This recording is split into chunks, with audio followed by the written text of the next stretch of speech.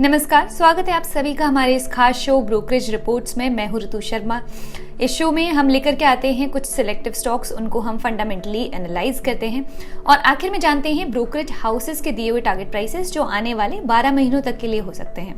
आप में से काफ़ी सारे व्यूअर्स ऐसे हैं जो रेगुलरली हमारे साथ कमेंट सेक्शन में अपने फेवरेट स्टॉक शेयर करते हैं और हम कोशिश भी करते हैं कि उनमें से कुछ जो सिलेक्टिव स्टॉक्स हैं वो अपने शो में पिक कर सकें। तो इस एपिसोड में भी अपनी फेवरेट स्टॉक्स हमारे साथ ज़रूर शेयर करें। चलिए शुरू करते हैं।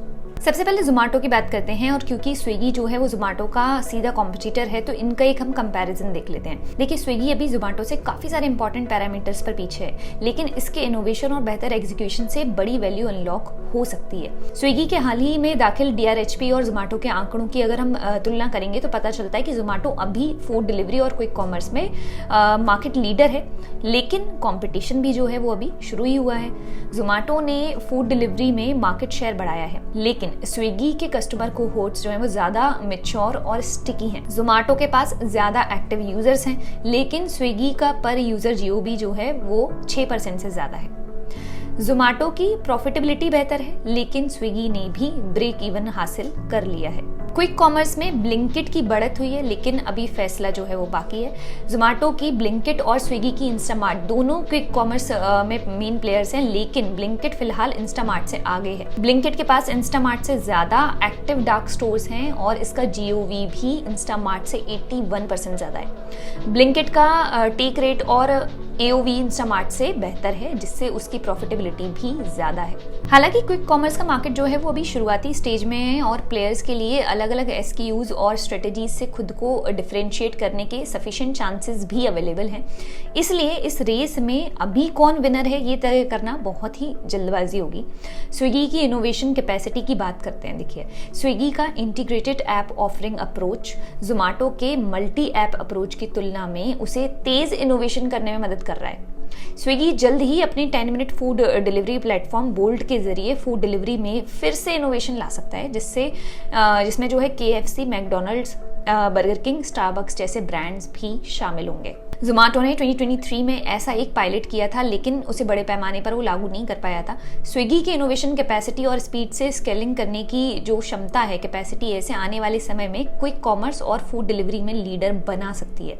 अब जोमेटो के वैल्यूएशन और व्यू पर नजर डालते हैं। देखिए, जोमेटो का फूड डिलीवरी बिजनेस स्टेबल है और ब्लिंकिट से ग्रोसरी और ई-कॉमर्स में डिस्ट्रिब्यूशन के बड़े मौके मिलते हैं। तो यहाँ पर FY 24-27 में रेवेन्यू CAGR 55% और FY 25-26-27 के लिए पैट मार्जिन 4.3%, 8.7% और 13.2% होने की उम्मीद है। तो यहाँ ब्रोकरेज मोतीलाल ओसवाल जो है वो पॉजिटिव नजर आते हुए बाई की रेटिंग के साथ टारगेट प्राइस दे रहे हैं 320 रुपए, जबकि शेयर का जो करंट प्राइस है वो 10 अक्टूबर तक 276 रुपीज के करीब है। अब बात करते हैं टाटा मोटर्स की। देखिए, इसके लिए सबसे पहले हम नजर डालते हैं जगुआर लैंड रोवर के परफॉर्मेंस ओवरव्यू पर। इनके होलसेल वॉल्यूम्स की बात करें तो JLR की होलसेल वॉल्यूम चीन के अगर हम GV को छोड़ दें तो पिछले साल के कंपैरिजन में 10% और पिछले क्वार्टर के कंपैरिजन में 11% कम होकर 87,300 यूनिट्स पर आ गई है। जगुआर और लैंड रोवर के बीच का स्पेसिफिक ब्रेकडाउन जो है वो फिलहाल अवेलेबल नहीं है। दूसरा, प्रोडक्शन इश्यूज की बात करते हैं तो JLR ने 86,000 यूनिट्स का प्रोडक्शन किया, जो पिछले साल के कंपैरिजन में 7% कम है। ये जो कमी है वो मेनली हाई ग्रेड एल्यूमिनियम की सप्लाई में प्रॉब्लम्स के कारण हुई है, जिसने कई OEMs को अफेक्ट भी किया है। इसके अलावा सितंबर के एंड में 6,500 व्हीकल्स को एक्स्ट्रा क्वालिटी कंट्रोल टेस्ट के लिए टेम्पररी रोका गया है।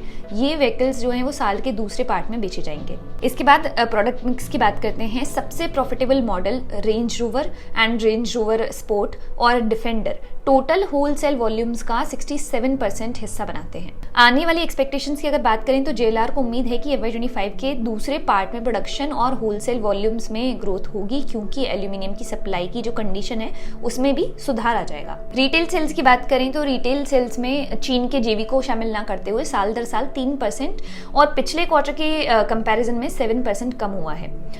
रीजनल परफॉर्मेंस की बात करें तो रिटेल सेल्स जो है वो उत्तरी अमेरिका और UK में बढ़ी है, लेकिन यूरोप, चाइना और बाकी विदेशी बाजारों में कम हुई है। इनके फाइनेंशियल जो एस्टिमेट्स हैं उनकी बात कर लेते हैं। रेवेन्यू और प्रॉफिट के अगर हम एस्टिमेट की बात करें तो दूसरे क्वार्टर के होलसेल वॉल्यूम्स के बेसिस पर JLR के लिए रेवेन्यू, EBITDA और पेट जो है उसके जो अंदाजे हैं वो अब 6.4 billion British pounds, 958 million British pounds और जीबीपी 247 मिलियन है।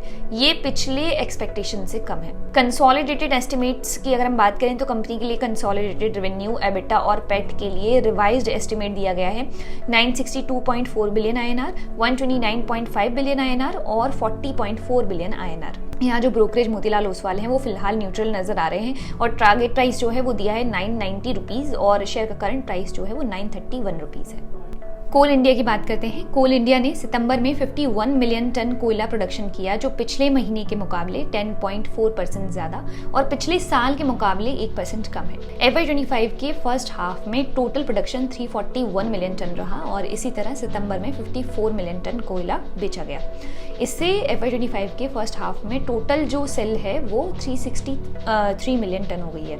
कोल इंडिया का प्रोडक्शन मौसम के हिसाब से बदलता है और फाइनेंशियल ईयर के दूसरा क्वार्टर बाकी क्वार्टर से कमजोर होता है अक्सर। पहले 6 महीने में 341 मिलियन टन प्रोडक्शन हुआ, जो पूरे साल के लिए लगभग 825 मिलियन टन तक जा सकता है। ये जो संख्या है वो ब्रोकरेज के एक्सपेक्टेशंस 830 मिलियन टन और कंपनी की जो एक्सपेक्टेशन थी 838 मिलियन टन उससे थोड़ी कम है। लेकिन ऐसी उम्मीद है कि दूसरी जो छमाही है उसमें मौसम के फेवरेबल होने से कंपनी प्रोडक्शन बढ़ा पाएगी।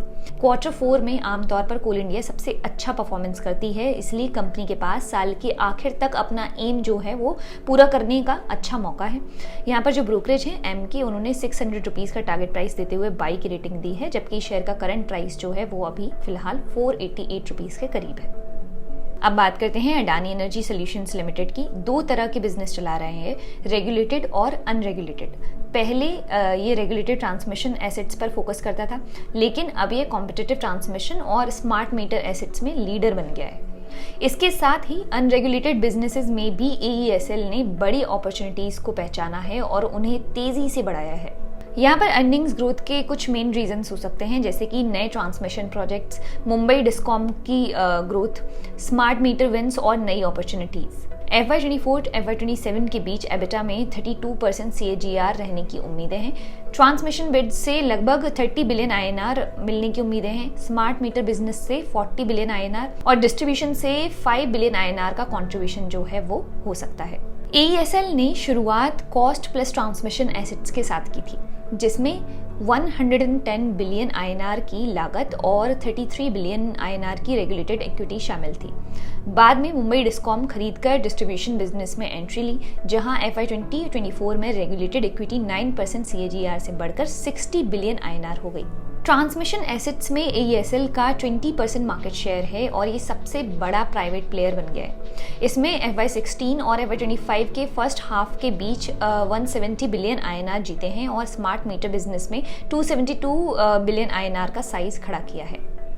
अनरेगुलेटेड बिजनेस में बड़ी अपॉर्चुनिटी भी है। भारत में अगले 12 से 18 महीनों में 1.6 ट्रिलियन INR के नए ट्रांसमिशन एसेट्स और 1.2 ट्रिलियन INR के स्मार्ट मीटर बिड्स होने की संभावना है। इस कारण AESL के अनरेगुलेटेड बिजनेस में स्ट्रॉन्ग ग्रोथ देखने के लिए मिल सकती है। तो बेसिकली यहाँ पर कंक्लूजन ये है कि यहाँ पर जो ब्रोकरेज हैं वो पॉजिटिव नजर आते हुए बाई की रेटिंग दे रहे हैं। टारगेट प्राइस दिया है 1318 रुपये, जबकि शेयर का जो करंट प्राइस है 10 अक्टूबर तक वो 968 रुपये के करीब है।